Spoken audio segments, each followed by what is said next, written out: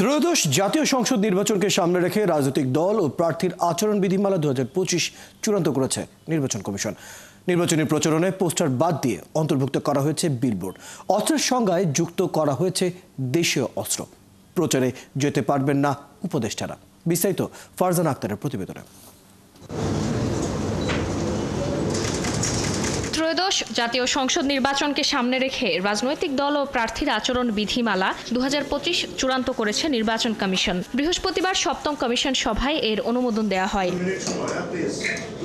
প্রচারণায় পোস্টার বাদ দিয়ে অন্তর্ভুক্ত করা হয়েছে বিলবোর্ড। অস্ত্রের সংজ্ঞায় যুক্ত করা হয়েছে দেশীয় অস্ত্র।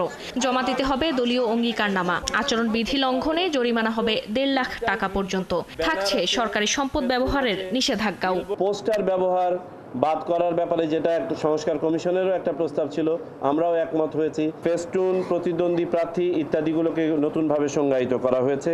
আর্মসের যে সংজ্ঞা ছিল সেই সংজ্ঞার মধ্যে, অর্থাৎ অস্ত্র এর সংজ্ঞার মধ্যে দেশীয় অস্ত্র শামিল করা হয়েছে। বিধিমালা লঙ্ঘনে যে নর্মাল শাস্তি ছিল আগে, যেটা ছিল 6 মাস কারাদণ্ড এবং 50,000 টাকা জরিমানা, সেটাকে 6 মাস কারাদণ্ড এবং 1.5 লাখ টাকা জরিমানা করা হয়েছে। নির্বাচন কমিশনার জানান, প্রচারে যেতে পারবেন না উপদেষ্টারা। সামাজিক যোগাযোগ মাধ্যমে প্রচারের ক্ষেত্রে থাকছে বাধ্যবাধকতা। এবার প্রথমবারের মতো এক প্ল্যাটফর্মে সব প্রার্থীর নির্বাচনী ইশতেহার ঘোষণার ব্যবস্থাও রাখা হয়েছে আচরণ বিধিমালায়। সরকারি সুবিধাভোগী অতি গুরুত্বপূর্ণ ব্যক্তি হিসেবে যারা বিবেচিত হন, সেখানে উপদেষ্টা মণ্ডলীর সদস্যদেরকেও যোগ করা হয়েছে। সোশ্যাল মিডিয়াকে ডিফাইন করা হয়েছে। সোশ্যাল মিডিয়ার ভিতরে ডুজ অ্যান্ড ডোন্টসকে ডিফাইন করা হয়েছে।